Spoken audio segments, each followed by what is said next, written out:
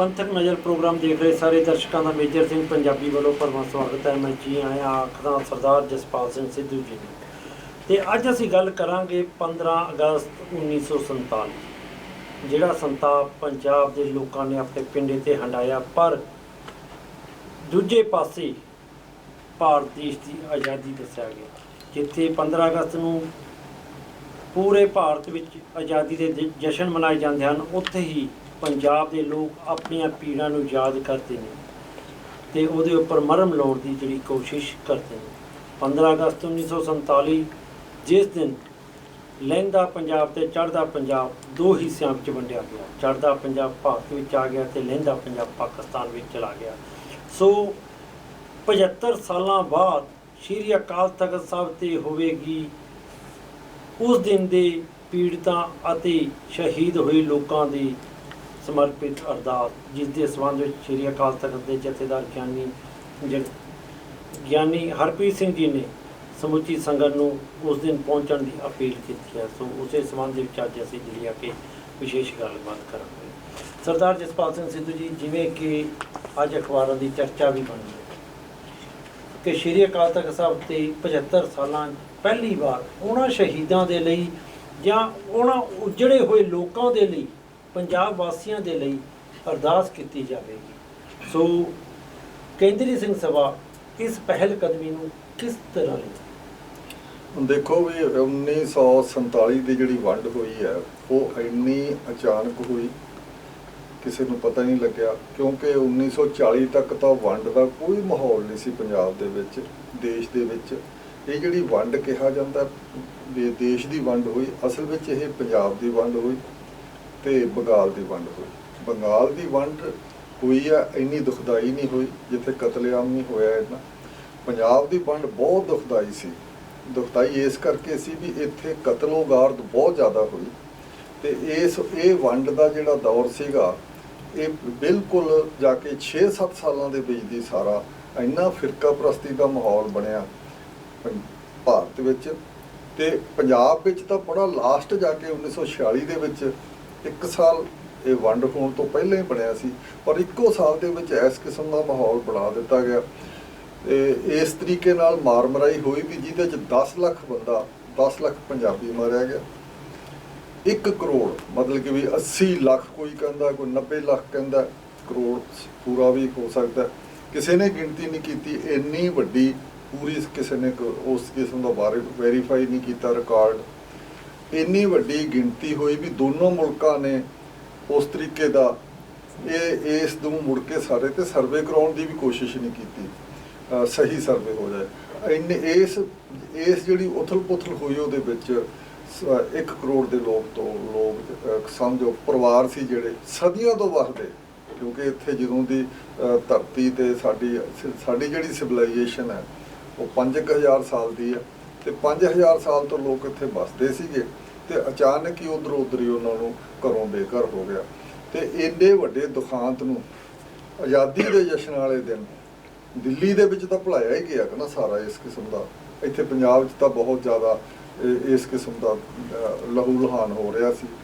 उस दे बारे च 75 साल बाद पहली बार किसी धार्मिक वड्डे अकाल तख्त वालों या सिखां दे समुचे जिहड़ा वड्डी टैंपोरल हस्ती है ਉਹਦੇ ਵੱਲੋਂ ਇਹ ਅਰਦਾਸ ਦੀ ਸੱਦਾ ਆਇਆ। ਉਹ ਸੱਦਾ ਆਇਆ ਵੀ 16 ਤਰੀਕ ਨੂੰ ਤੁਸੀਂ ਅਰਦਾਸ ਕਰੋ ਤੇ ਅਕਾਲ ਤਖਤ ਤੇ ਅਰਦਾਸ ਵੀ ਹੋਵੇਗੀ। ਉੱਥੇ ਮੁਸਲਮਾਨ ਭਾਈਚਾਰੇ ਦੇ ਨੇਤਾ ਵੀ ਪ੍ਰਤੀਨਿਧ ਵੀ ਪਹੁੰਚਣਗੇ ਤੇ ਹਿੰਦੂ ਭਾਈਚਾਰੇ ਦੇ ਪ੍ਰਤੀਨਿਧ ਵੀ ਪਹੁੰਚਣਗੇ। ਤੇ ਇਹ ਪਹਿਲੀ ਵਾਰ ਹੋ ਰਿਹਾ ਤੇ ਇਹ ਇੰਨਾ ਵੱਡਾ ਆਪਣੇ ਆਪ ਵਿੱਚ ਇਹ ਤਵਾਰੀਖੀ ਈਵੈਂਟ है भी इस ईवेंट तो पहला इस किस्म का किसी ने सोचा ही नहीं। ये तो ये असी कह सकते हैं तो नाले सद्दे दे विच ये भी है नाल नाल भी तुसीं हुण सारे गुरुद्वारिਆਂ ਨੂੰ दुनिया दे विच तकरीबन असी कह सकते हैं 3 करोड़ पौने 3 करोड़ सिख है, उन्हां ਉਹ ਤਾਂ ਸਾਰੇ ਇਸ ਨੂੰ ਮੰਨਣਗੇ ਅਕਾਲ ਤਖਤ ਦੀ ਕਾਲ ਨੂੰ। ਤੇ ਉੱਥੇ ਸਾਰੇ ਗੁਰਦੁਆਰਿਆਂ ਵਿੱਚ ਛੋਟੇ ਮੋਟੇ ਪ੍ਰੋਗਰਾਮ ਹੋਣਗੇ ਤੇ ਇਸ ਕਰਕੇ ਇਹਨਾਂ ਨੂੰ ਸ਼ਰਧਾਂਜਲੀ ਮਾਰੇ ਹੋਏ ਲੋਕਾਂ ਨੂੰ ਦਿੱਤੀ ਜਾਵੇਗੀ।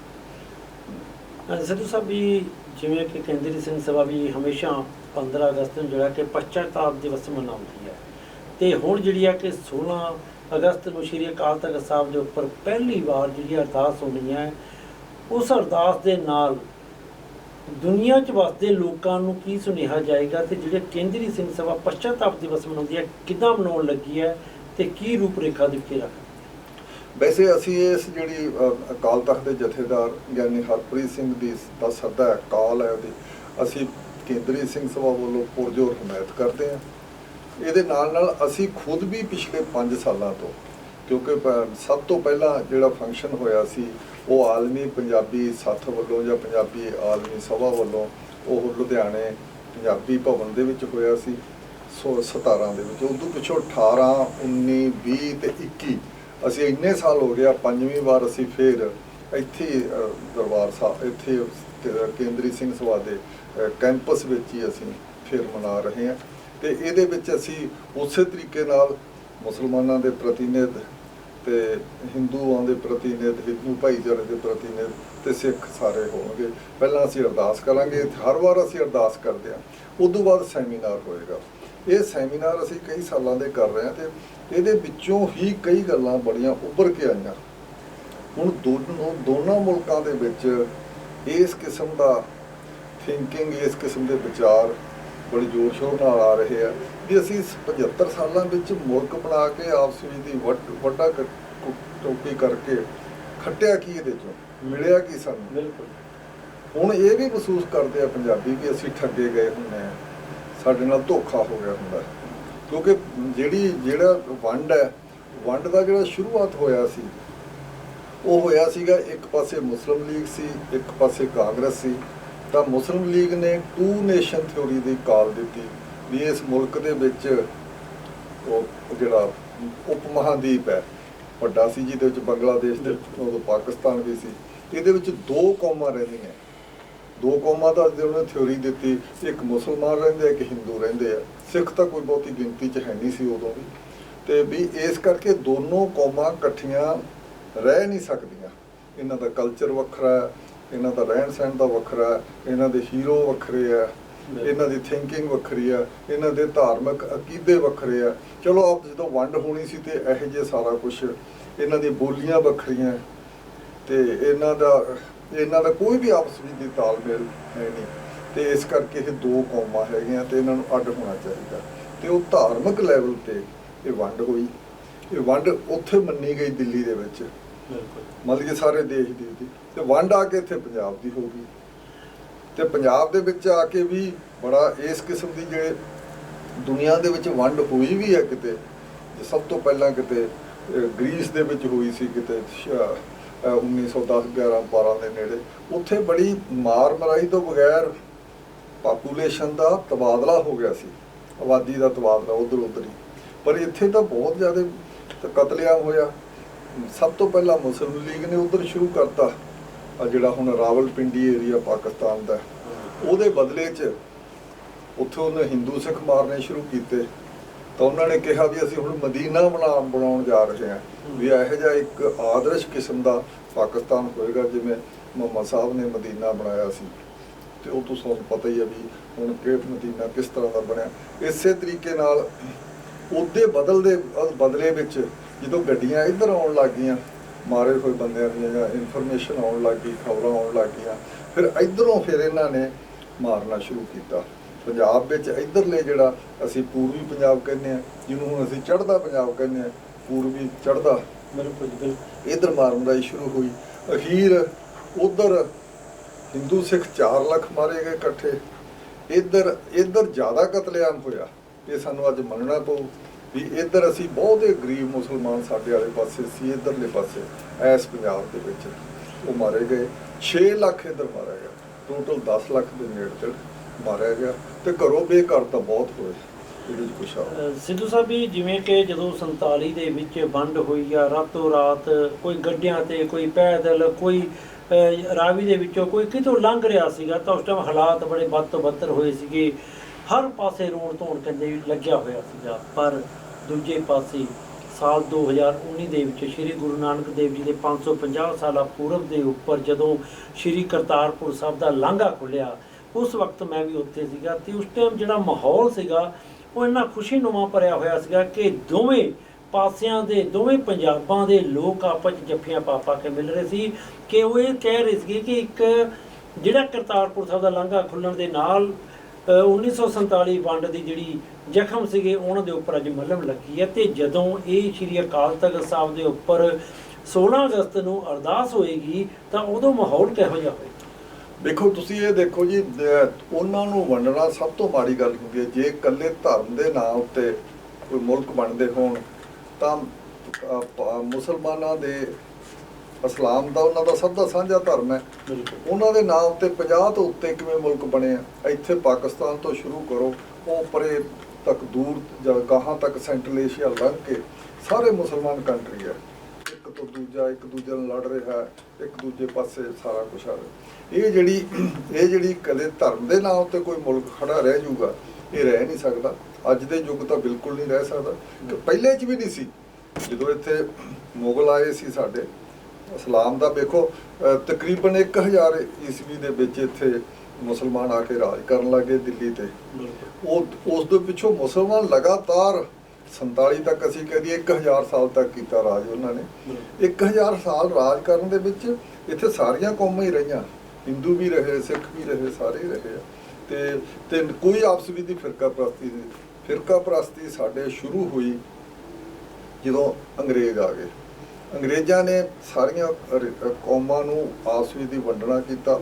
ਵੰਡ ਕੇ ਉਹਨਾਂ ਦੀ ਪਲਾਨ ਹੀ ਸੀ ਸਾਰੀ ਵੀ ਪਾਕਿਸਤਾਨ ਇੱਕ ਵੱਖਰਾ ਮੁਲਕ ਬਣਾਇਆ ਜਾਵੇ, ਤਾਂ ਕਿ ਜਿਹੜਾ ਰਸ਼ੀਆ ਕਮਿਊਨਿਸਟ ਕੰਟਰੀ ਹੈ, ਵੱਡੀ ਤਾਕਤ ਹੈ, ਉਹ ਕਿਤੇ ਇੱਧਰਲੇ ਪਾਸੇ ਗਰੀਬ ਮੁਲਕ ਹੈ, ਇੱਧਰਲੇ ਪਾਸੇ ਆ ਕੇ ਆਪਦੇ ਕਮਿਊਨਿਜ਼ਮ ਨੂੰ ਜਾਂ ਇਸ ਨੂੰ ਫੈਲਾ ਨਾ ਦੇਵੇ। ਉਹਨੂੰ ਰੋਕਣ ਲਈ ਇੱਕ ਫਰੰਟ ਮੁਲਕ ਚਾਹੀਦਾ ਸੀ, ਉਹ ਪਾਕਿਸਤਾਨ ਉਹਨਾਂ ਨੇ ਬਣਾਇਆ। ਉਹਨਾਂ ਦੀ ਅੰਦਰਲੀ ਪਲਾਨ ਸੀ, ਉਹ ਮਿਲਟਰੀ ਦੀ ਪਲਾਨ ਸੀ। ਉਹ ਜਦੋਂ ਅੱਜ ਹੁਣ ਸਾਰੇ ਖੋਜ ਹੋ ਗਈ ਹੈ, ਸਾਰੇ ਰਿਕਾਰਡ ਮਿਲ ਗਏ ਹੈ, ਸਾਰੀਆਂ ਜਿਹੜੀਆਂ ਅੰਦਰਲੀਆਂ ਗੁਪਤ ਸਾਰੀਆਂ ਸੀਗੀਆਂ, ਸਾਰੇ ਕਾਗਜ਼ ਸੀ, ਦਸਤਾਵੇਜ਼ ਸੀ, ਉਹ ਸਾਰੇ ਜਿਨ੍ਹਾਂ ਨੂੰ ਅਸੀਂ ਕਲਾਸੀਫਾਈਡ ਕਹਿੰਦੇ ਹਾਂ ਗੁਪਤ ਨੂੰ, ਉਹ ਫਿਰ ਡੀਕਲਾਸੀਫਾਈ ਹੋ ਗਏ ਆ। ਤਾਂ 25 ਸਾਲਾਂ ਪਿੱਛੋਂ ਯੂਰਪ ਵਿੱਚ ਇਹ ਪਰੰਪਰਾ ਹੈ ਵੀ ਉਹ ਆਪਦੇ ਸਾਰੇ ਗੁਪਤ ਕਾਗਜ਼ਾਂ ਨੂੰ ਉਹ ਬਾਹਰ ਪਬਲਿਕ ਕਰ ਦਿੰਦੇ ਆ। ਤੇ ਹੁਣ ਉਹ ਸਾਰੇ ਪਬਲਿਕ ਕਰਤੇ।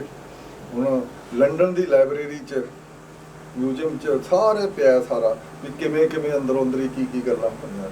ਤੇ ਉਹਦੇ ਵਿੱਚ ਉਹ ਸਾਰਾ ਉਹਨਾਂ ਦੀ ਇੱਕ ਜਿਹੜਾ ਉਹਨਾਂ ਦਾ ਵਾਇਸਰਾਏ ਵੇਵਲ ਸੀ ਤੇ ਮਾਊਂਟਬੈਟਨ ਤੋਂ ਪਹਿਲੇ ਵਾਲਾ, ਤਾਂ ਉਹਦੀ ਇਹ ਪਲਾਨ ਸੀ ਸਾਰੀ ਬਣਾਈ ਹੋਈ ਵੀ ਮਿਲਟਰੀ ਲੈਵਲ ਉੱਤੇ ਇੱਥੇ ਲਾਈਨ ਖਿੱਚੀ ਜਾਵੇ। ਆ ਜਿਹੜੀ ਹੁਣ ਸਾਡੇ ਬਾਘੇ ਬਾਰਡਰ ਦੀ ਲਾਈਨ ਹੈ, ਜਿਹਨੂੰ ਅਸੀਂ ਰੈੱਡ ਕਲਿਫ ਲਾਈਨ ਕਹਿੰਦੇ ਆ, ਕਿਉਂਕਿ ਉਹ ਜੱਜ ਦੇ ਨਾਂ ਤੇ ਸੀ। ਤੇ ਉਹ ਰੈੱਡ ਕਲਿਫ ਲਾਈਨ ਜਿਹੜੀ ਸੀ, ਉਹਦੇ ਵਿੱਚ ਜਿਹੜੀ ਵੇਵਲ ਦੀ ਪਲਾਨ ਸੀ ਸਾਰੀ 2 ਸਾਲ ਪਹਿਲਾਂ 46 'ਚ ਦਿੱਤੀ ਸੀ, ਉਹੀ ਆ ਤਕਰੀਬਨ। ਐਵੇਂ ਇੱਕ ਅੱਧੇ ਪਿੰਡ ਦਾ ਇੱਧਰ ਉੱਧਰ 'ਚ ਤਬਦੀਲੀ ਹੋਈ ਹੈ। ਤੇ ਇਸ ਕਰਕੇ ਲੋਕ, ਮੈਂ ਲਾਸਟ 'ਚ ਇਹੀ ਕਹਿਣਾ ਚਾਹੂੰ ਵੀ ਜਿਵੇਂ ਅਚਿੰਤੇ ਬਾਜ ਪਏ ਵਾਲੀ ਗੱਲ ਹੋਈ, ਅਚਾਨਕ ਹੀ ਲੋਕਾਂ ਉੱਤੇ ਆ ਕੇ, ਆਮ ਲੋਕਾਂ ਨੂੰ ਤਾਂ ਪਤਾ ਹੀ ਨਹੀਂ ਸੀ, ਅਖਬਾਰ ਨਹੀਂ ਸੀ ਹੁੰਦੇ, ਟੀਵੀ ਨਹੀਂ ਸੀ ਹੈ, ਰੇਡੀਓ ਨਹੀਂ ਸੀ ਉਹਨਾਂ ਦਿਨਾਂ 'ਚ। ਪਿੰਡਾਂ 'ਚ ਬਹੁਤੇ ਗਰੀਬ ਅਨਪੜ੍ਹ ਲੋਕ ਰਹਿੰਦੇ ਹੁੰਦੇ ਸੀ ਤੇ ਪੜ੍ਹਾਈ ਦਾ ਲੈਵਲ ਬਹੁਤ ਘੱਟ ਸੀ। ਤੇ ਇਸ ਕਰਕੇ ਲੋਕਾਂ ਨੂੰ ਪਤਾ ਹੀ ਨਹੀਂ ਸੀ ਵੀ ਇਹ ਮੁਲਕੀ। ਲੋਕਾਂ ਨੂੰ ਤਾਂ ਇਹ ਲੱਗਦਾ ਸੀ ਵੀ ਅੱਗੇ ਵੀ ਹਜ਼ਾਰਾਂ ਸਾਲਾਂ ਤੋਂ ਸਲਤਨਤਾਂ ਬਦਲਦੀਆਂ ਰਹਿੰਦੀਆਂ, ਰਾਜੇ ਬਦਲਦੇ ਰਹਿੰਦੇ ਆ, ਕਦੇ ਜਨਤਾ ਵੀ ਬਦਲੀ ਹੈ, ਰਈਆ ਵੀ ਬਦਲਿਆ, ਤੇ ਇਹ ਤਾਂ ਸਾਰੇ ਉਮਦੇ ਰਹਿਣਗੇ। ਇਹ ਇਸ ਕਰਕੇ ਲੋਕ ਹਿੱਲੇ ਨਹੀਂ ਸੀ, ਨਾ ਕਿਸੇ ਨੇ ਹਿਲਾਉਣ ਦੀ ਕੋਸ਼ਿਸ਼ ਕੀਤੀ, ਤੇ ਸ਼ਹਿਰਾਂ 'ਚ ਪਤਾ ਸੀ। ਹਾਂਜੀ ਸਿੱਧੂ ਸਾਹਿਬ ਵੀ ਜਿਵੇਂ ਇੱਕ ਪਾਸੇ ਗੱਲ ਹੋ ਗਈ ਹੈ ਕਿ ਸ਼੍ਰੀ ਅਕਾਲ ਤਖ਼ਤ ਸਾਹਿਬ ਤੇ 16 ਤਰੀਕ ਨੂੰ ਸ਼ਹੀਦਾਂ ਦੀ ਤੇ ਪਰ ਜਿਹੜੇ ਲੋਕਾਂ ਦੀ ਯਾਦ ਵਿੱਚ ਜਾਂ ਉਹਨਾਂ ਦੇ ਮੁੜ ਭਵਿੱਖ ਲਈ ਜਿਹੜੀ ਆ ਕਿ ਅਰਦਾਸ ਕੀਤੀ ਜਾਣੀ ਹੈ। ਤੇ ਦੂਜੇ ਪਾਸੇ ਜੇ ਦੇਖੀਏ ਤਾਂ ਕੇਂਦਰ 'ਚ ਕਾਬਜ ਭਾਜਪਾ ਸਰਕਾਰ ਵੱਲੋਂ 15 ਅਗਸਤ 13 ਅਗਸਤ ਤੋਂ ਲੈ ਕੇ 15 ਅਗਸਤ ਤੱਕ ਘਰ ਘਰ ਝੰਡਾ, ਹਰ ਘਰ ਤਿਰੰਗਾ ਦਾ ਨਾਰਾ ਦਿੱਤਾ ਗਿਆ ਤੇ ਜਿਹੜੀਆਂ ਕਿ ਤਿਆਰੀਆਂ ਬੜੇ ਜ਼ੋਰਾਂ 'ਤੇ ਚੱਲ ਰਹੀਆਂ ਨੇ। ਸੋ ਇਸੇ ਤਰ੍ਹਾਂ ਦੇ ਜਿਹੜੇ ਇਸ ਟਾਈਮ ਸਿਸਟਮ ਚੱਲ ਰਹੇ ਨੇ।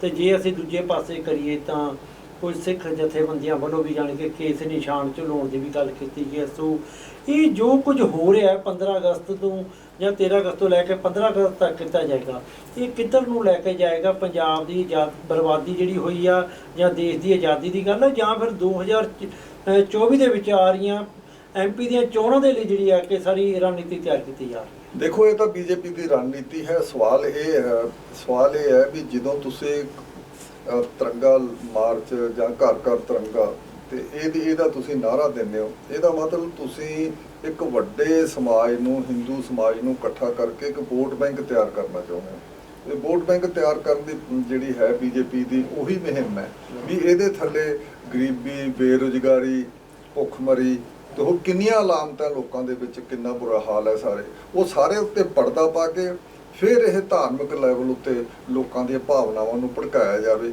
47 ਵੀ ਐਵੇਂ ਹੋਇਆ ਸੀ, ਕੱਲੀਆਂ ਭਾਵਨਾਵਾਂ ਨੂੰ ਭੜਕਾ ਕੇ ਕਿਸੇ ਨੂੰ ਨਹੀਂ ਸੀ ਪਤਾ ਵੀ ਕੀ ਗੱਲਬਾਤ ਹੈ। ਇੱਕੋ ਦਿਨ ਹੀ ਲੋਕ ਗੁਆਂਢੀ ਆਪਸ ਵਿੱਚ ਦੀ ਮੁਸਲਮਾਨ ਬਣ ਗਿਆ ਤੇ ਹਿੰਦੂ ਹੋ ਗਿਆ, ਸਿੱਖ ਹੋ ਗਿਆ, ਇੱਕ ਦੂਜੇ ਨੂੰ ਮਾਰਨਾ ਸ਼ੁਰੂ ਕਰਤਾ ਤੇ ਬੱਚਿਆਂ ਤੱਕ ਮਾਰੇ। ਔਰਤਾਂ ਦੀ ਬੇਪਤੀ 3 ਲੱਖ ਦੇ ਨੇੜੇ ਤੇੜ ਹੋਈ ਤੇ ਇਹ ਬਹੁਤ ਵੱਡੇ ਲੈਵਲ ਦਾ ਜਿਹੜਾ ਇਸ ਕਿਸਮ ਦਾ ਦੁਖਾਂਤ ਵਾਪਰਿਆ, ਉਹ ਵੀ ਧਾਰਮਿਕ ਭਾਵਨਾਵਾਂ ਨੂੰ ਭੜਕਾਉਣ ਦੀ ਗੱਲ ਹੈ। ਆ ਜਿਹੜਾ ਤਿਰੰਗੇ ਵਾਲਾ ਗੱਲ ਹੈ, ਇਹ ਨੈਸ਼ਨਲਿਜ਼ਮ ਜਿਹੜਾ ਕੌਮੀਵਾਦ ਕਹਿੰਦੇ ਆ, ਇਹਨੂੰ ਭੜਕਾ ਕੇ ਹੀ ਦੁਨੀਆ ਵਿੱਚ ਸਾਰੀਆਂ ਲੜਾਈਆਂ ਹੋਈਆਂ। ਆ ਪਿਛਲੇ ਸੈਕੰਡ ਵਰਲਡ ਵਾਰ ਤੋਂ ਲੈ ਕੇ 45 ਤੋਂ ਲੈ ਕੇ ਦੁਨੀਆ ਦੇ ਉਦੋਂ ਬਾਅਦ ਤਾਂ ਜਿੰਨੀਆਂ ਲੜਾਈਆਂ ਹੈ ਇਹ ਨੈਸ਼ਨਲਿਜ਼ਮ ਹੀ ਕਰਾਉਂਦਾ ਹੈ ਤੇ ਨੈਸ਼ਨਲਿਜ਼ਮ ਦੇ ਨਾਂ ਤੇ ਹੁੰਦਾ ਹੈ। ਇਸੇ ਕਰਕੇ ਜਿਹੜਾ ਥੋੜ੍ਹੀ ਜਿਹੀ ਸੱਚ ਦੀ ਆਵਾਜ਼ ਉਠਾਉਂਦਾ ਉਸ ਨੂੰ ਐਂਟੀ ਨੈਸ਼ਨਲ ਕਹਿ ਦਿੱਤਾ ਜਾਂਦਾ ਹੈ। ਤੇ ਇਸ ਕਰਕੇ ਇਹਦਾ 47 ਤੱਕ ਭਾਵੇਂ ਆਉਂਦੇ 24 ਦੀਆਂ ਇਲੈਕਸ਼ਨਾਂ ਤੱਕ ਕੁਝ ਵੀ ਹੋਵੇ, ਪਰ ਦੂਜੇ ਪਾਸੇ ਇਹ ਵੀ ਹੈ ਵੀ ਅਕਾਲ ਤਖਤ ਤੋਂ ਆਇਆ ਜਿਹੜਾ ਸਾਡਾ ਜਾਂ ਲੋਕ ਇਸ ਬਾਰੇ ਚੇਤਨ ਵੀ ਹੋ ਰਹੇ ਆ ਵੀ ਇਹ ਸਾਰੇ ਦੇ ਪਿੱਛੇ ਹੈ ਕੀ ਹੈ, ਇਸ ਪਿੱਛੇ ਸਿਆਸੀ ਚਾਲਾਂ ਹੈ ਕਿਹੜੀਆਂ, ਇਹਦੇ ਬਾਰੇ ਵੀ ਲੋਕ ਦਿਨ ਬ ਦਿਨ ਚੁਕੰਨੇ ਹੁੰਦੇ ਜਾ ਰਹੇ। ਬਿਲਕੁਲ ਸਿੱਧੂ ਸਾਹਿਬ ਵੀ ਆਪਣਾ ਸਮਾਂ ਜਿਹੜਾ ਕਿ ਬਹੁਤ ਘੱਟ ਰਹਿ ਗਿਆ, ਆਪਾਂ ਗੱਲਾਂ ਕਰ ਰਹੇ ਹਾਂ, ਗੱਲਾਂ ਆਪਣੀਆਂ ਬਹੁਤ ਜ਼ਿਆਦਾ ਨੇ, ਪਰ ਮੈਂ ਤੁਹਾਡੇ ਤੋਂ ਇਹ ਵੀ ਕਹਾਂਗੀ ਕਿ ਕੇਂਦਰੀ ਸਿੰਘ ਸਭਾ ਦੇ ਵੱਲੋਂ ਇਸ ਪੰਥਕ ਨਜ਼ਰ ਪ੍ਰੋਗਰਾਮ ਦੇ ਵਿੱਚ ਕੁਝ ਜੋ ਕੁਝ ਤੁਸੀਂ ਕੋਈ ਖਾਸ ਕਹਿਣਾ ਚਾਹੋ ਤਾਂ ਜ਼ਰੂਰ ਕਹੋ, ਕਿਉਂਕਿ ਜਿਹੜਾ 15 ਅਗਸਤ ਦਾ ਦਿਨ ਹੈ ਤੇ 16 ਅਗਸਤ ਨੂੰ ਜਿਹੜੀ ਸ਼੍ਰੀ ਅਕਾਲ ਤਖਤ ਸਾਹਿਬ ਦੇ ਉੱਪਰ ਅਰਦਾਸ ਹੋਣੀ ਹੈ, ਉਹ ਬਹੁਤ ਮਹੱਤਵਪੂਰਨ ਹੈ। ਦੇਖੋ ਸਾਡੀ ਤਾਂ ਸਿੰਘ ਸਭਾ ਵੱਲੋਂ ਤਾਂ ਕੇਂਦਰੀ ਸਿੰਘ ਸਭਾ ਵੱਲੋਂ ਇਹੀ ਅਪੀਲ ਹੈ ਵੀ ਸਾਰੇ ਸਿੱਖ ਭਾਈਚਾਰੇ ਨੂੰ ਖਾਸ ਕਰਕੇ ਤੇ ਇਹ ਵੀ ਉਹ ਆਪਣੇ ਆਪਣੇ ਥਾਵਾਂ ਉੱਤੇ ਹਰੇਕ ਥਾਂ ਗੁਰਦੁਆਰਿਆਂ ਵਿੱਚ ਅਰਦਾਸਾਂ ਕਰਨ ਤੇ ਵਿਸ਼ੇਸ਼ ਕਿਸਮ ਦੇ ਕੋਈ ਪ੍ਰੋਗਰਾਮ ਜਾਂ ਪਾਠ ਜਾਂ ਗੁਰਬਾਣੀ ਦਾ ਇਸ ਕਿਸਮ ਦਾ ਪ੍ਰੋਗਰਾਮ ਰੱਖਣ। ਬਾਕੀ ਸਾਨੂੰ ਉਮੀਦ ਹੈ ਵੀ ਵਾਹਗਾ ਬਾਰਡਰ ਤੋਂ ਪਾਰ ਵੀ ਉਸ ਕਿਸਮ ਦੇ ਜਿਹੜੇ ਚਿੰਤਕ ਪੰਜਾਬੀ ਹੈ, ਬਹੁਤ ਵੱਡੀ ਪੰਜਾਬੀਆਂ ਦੀ ਚਿੰਤਕ ਤੇ ਸੂਝਬੂਝ ਪੰਜਾਬੀ ਉੱਥੇ ਹੈਗੇ ਆ, ਉਹ ਵੀ ਇਸ ਨੂੰ ਪੋਜ਼ਿਟਿਵਲੀ ਇਹ ਰਿਸਪੌਂਡ ਕਰਨਗੇ ਤੇ ਅੱਗੇ ਵਾਸਤੇ ਇਹ ਲਹਿਰ ਦਾ ਰੂਪ ਧਾਰਨ ਕਰਨਗੇ। ਸਿੱਧੂ ਸਾਹਿਬ ਵੀ 15 ਅਗਸਤ 1947 ਦੀ ਤੁਸੀਂ ਸਾਰੀ ਗੱਲਬਾਤ ਕੀਤੀ, ਕਿਸ ਤਰ੍ਹਾਂ ਉਸ ਟਾਈਮ ਦੀ ਸਰਕਾਰਾਂ ਨੇ ਦੋਵੇਂ ਪਾਸਿਓਂ ਜਾਣੀ ਕਿ ਧਰਮ ਦੇ ਨਾਂ ਤੇ ਜਿਹੜੀ ਰਾਜਨੀਤੀ ਕਰਦੇ ਹੋਏ ਲੋਕਾਂ ਦਾ 10 ਲੱਖ ਲੋਕਾਂ ਦਾ ਕਤਲ ਕਰਵਾਇਆ ਤੇ ਕਿਸ ਤਰ੍ਹਾਂ ਦੇ ਹਾਲਾਤ ਪੈਦਾ ਕਰ ਦਿੱਤੇ ਸਨ। ਸੋ ਅੱਜ ਜਿਹੜੇ ਆ ਕਿ ਉਹ ਹਾਲਾਤ ਬਹੁਤ ਕੁਝ ਬਦਲ ਗਏ ਨੇ, ਕਿਉਂਕਿ ਸੋਸ਼ਲ ਮੀਡੀਆ ਦੇ ਰਾਹੀਂ ਲੋਕਾਂ ਦੀ ਆਪਸ ਜਿਹੜੀ ਆ ਕਿ ਸਾਂਝ ਦੁਬਾਰਾ ਬਣਦੀ ਜਾ ਰਹੀ ਹੈ ਤੇ ਜਿਹੜਾ ਕੇਂਦਰੀ ਸਿੰਘ ਸਭਾ ਦੇ ਵੱਲੋਂ ਪ੍ਰੋਗਰਾਮ ਕੀਤਾ ਜਾਣਾ ਹੈ, ਪਛਤਾਪ ਦਿਵਸ ਮਨਾਇਆ ਜਾਣਾ ਹੈ, ਉਸ ਦੀ ਥੋੜ੍ਹੀ ਰੂਪਰੇਖਾ ਦੱਸ ਦਿੱਤੀ ਜਾਵੇ ਤਾਂ ਜੋ ਸਾਡੇ ਦਰਸ਼ਕਾਂ ਨੂੰ ਪੰਥਕ ਨਜ਼ਰ ਪ੍ਰੋਗਰਾਮ ਦੇਖ ਰਿਹਾ ਨੂੰ ਸਾਰਾ ਪਤਾ ਲੱਗ ਜਾਵੇ ਕੀ ਸਾਡਾ ਪ੍ਰੋਗਰਾਮ। ਦੇਖੋ 15 ਤਰੀਕ ਨੂੰ ਜਿਹੜਾ ਅਸੀਂ ਪ੍ਰੋਗਰਾਮ ਬਣਾ ਰਹੇ ਹਾਂ ਉਹਦੇ ਵਿੱਚ ਪਹਿਲੇ ਦੀ ਤਰ੍ਹਾਂ ਤੇ ਪਹਿਲਾਂ ਗੁਰਬਾਣੀ ਦੇ ਪਾਠ ਤੋਂ ਬਾਅਦ ਅਰਦਾਸ ਹੁੰਦੀ ਹੈ। ਸਮੁੱਚੀ ਸਾਰੇ ਲੋਕਾਂ ਨੂੰ ਸ਼ਰਧਾਂਜਲੀ ਦਿੱਤੀ ਜਾਂਦੀ ਹੈ ਜਿਹੜੇ ਉਹ ਵਿਚਾਰੇ ਇਨੋਸੈਂਟ ਲੋਕ ਮਾਰੇ ਗਏ ਸੀ, ਉਹਨਾਂ ਨੂੰ ਸ਼ਰਧਾਂਜਲੀ ਦਿੰਦੇ ਆ ਤੇ ਉਸ ਤੋਂ ਬਾਅਦ ਫਿਰ ਅਸੀਂ ਸੈਮੀਨਾਰ ਹੁੰਦਾ ਹੈ। ਸੈਮੀਨਾਰ ਦੇ ਵਿੱਚ ਮੋਸਟਲੀ ਜ਼ਿਆਦਾਤਰ ਤੇ ਇਹੀ ਗੱਲ ਹੁੰਦੀ ਹੈ ਵੀ ਇਹ ਕਿਉਂ ਹੋਇਆ, ਕੀ ਹੋਇਆ। ਇਹ ਪਛਤਾਪ ਦਾ ਮਤਲਬ ਇਹ ਹੈ ਵੀ ਕਿਉਂ ਹੋਇਆ, ਕੀ ਹੋਇਆ, ਕਿਉਂ ਕਰਵਾਇਆ ਗਿਆ, ਕਿਹਨਾਂ ਨੇ ਕਰਵਾਇਆ ਤੇ ਅੱਗੇ ਲਈ ਅਸੀਂ ਇਸ ਕਿਸਮ ਦਾ ਜਿਹੜਾ ਇਸ ਕਿਸਮ ਦੀ ਬੁਖਲਾਹਟ ਜਾਂ ਧਾਰਮਿਕ ਭੜਕਾਹਟ ਖੜੀ ਕਰਕੇ ਅੱਗੇ ਨੂੰ ਆਪਸ ਵਿੱਚ ਦੀ ਲੋਕਾਂ ਦਾ ਨੁਕਸਾਨ ਜਾਂ ਮਾਰ ਮਰਾਈ ਨਹੀਂ ਹੋਣੀ ਚਾਹੀਦੀ, ਇਹਦੇ ਲਈ ਅਸੀਂ ਉਹਦੇ 'ਚੋਂ ਸਬਕ ਲੈਣ ਦੀ ਕੋਸ਼ਿਸ਼ ਕਰਦੇ। ਤੇ ਹੋਰ ਕੋਈ ਖਾਸ ਗੱਲ ਹੋਵੇ ਤਾਂ ਅਸੀਂ ਆਪਣੇ ਦਰਸ਼ਕਾਂ ਨੂੰ ਪੰਥਕ ਨਜ਼ਰ ਪ੍ਰੋਗਰਾਮ ਦੇ ਰਾਹੀਂ ਦੇ ਸਕਦੇ ਹਾਂ, ਨਹੀਂ ਤਾਂ ਫਿਰ ਅਸੀਂ ਜਿਹੜੀ ਆ ਕਿ ਆਪਣਾ ਸਮਾਪਤੀ ਵਾਲੇ ਪਾਸੇ ਨੂੰ ਚੱਲ ਇਸ ਗੱਲ ਦੇ ਇਸੇ ਦਾ ਅਸੀਂ ਪ੍ਰੋਗਰਾਮ ਕਰਾਂਗੇ ਤੇ ਸਾਨੂੰ ਇੱਕੋ ਗੱਲ ਦੀ ਬੜੀ ਖੁਸ਼ੀ ਹੈ ਤੇ ਅਸੀਂ ਬੜੇ ਸ਼ੁਕਰਗੁਜ਼ਾਰ ਵੀ ਹਾਂ ਵੀ 4-5 ਸਾਲ ਦੇ ਅਸੀਂ ਇਕੱਲੇ ਲੱਗੇ ਹੋਏ ਸੀਗੇ ਤੇ ਕੋਈ ਇਹਦੇ ਵੱਲ ਤਵੱਜੋ ਨਹੀਂ ਸੀ ਦੇ ਰਿਹਾ। ਹੁਣ ਅਕਾਲ ਤਖਤ ਦਾ ਜਿਹੜਾ ਇਹ ਬਹੁਤ ਵੱਡੇ ਲੈਵਲ ਤੇ ਇਹ ਸੱਦਾ ਆ ਗਿਆ, ਇਹਦੇ ਨਾਲ ਇਹ ਗੱਲ ਹੁਣ ਰੁਕੂਗੀ ਨਹੀਂ। ਹੁਣ ਉਮੀਦ ਹੈ ਵੀ ਸਾਰੇ ਤਿੰਨੇ ਭਾਈਚਾਰਿਆਂ ਦੇ ਜਿਹੜੇ ਧਾਰਮਿਕ ਅਦਾਰੇ ਆ ਜਾਂ ਉਹਨਾਂ ਦੇ ਹੈੱਡ ਹੈ, ਉਹ ਇਹਦੇ ਉੱਤੇ ਆ ਕੇ ਕੁਛ ਨਾ ਕੁਛ ਆਪਣੀ ਗੱਲ ਕਰਨਗੇ ਤੇ ਕੁਛ ਇਹਦੇ ਵਿੱਚੋਂ ਸਿਆਣਪ ਤੇ ਸੁਚੱਜਤਾ ਨਿਕਲੇਗੀ।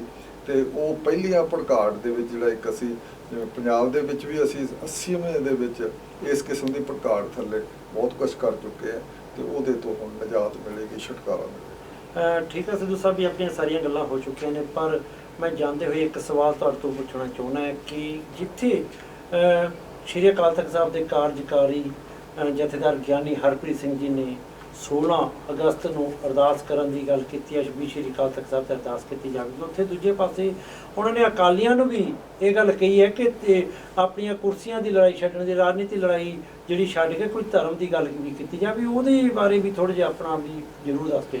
ਵੈਸੇ ਇਹ ਵੱਡੀ ਗੱਲ ਦੇ ਵਿੱਚ ਅਕਾਲੀਆਂ ਦੀ ਜਿਹੜੇ ਪੋਲੀਟੀਕਲ ਪਾਰਟੀ ਦੀ ਗੱਲ ਕੋਈ ਬਹੁਤਾ ਮਾਇਨਾ ਨਹੀਂ ਰੱਖਦੀ ਤੇ ਇਹ ਪ੍ਰਸੰਗ ਆਪਣੇ ਆਪ ਵਿੱਚ ਵੱਡਾ ਹੈ।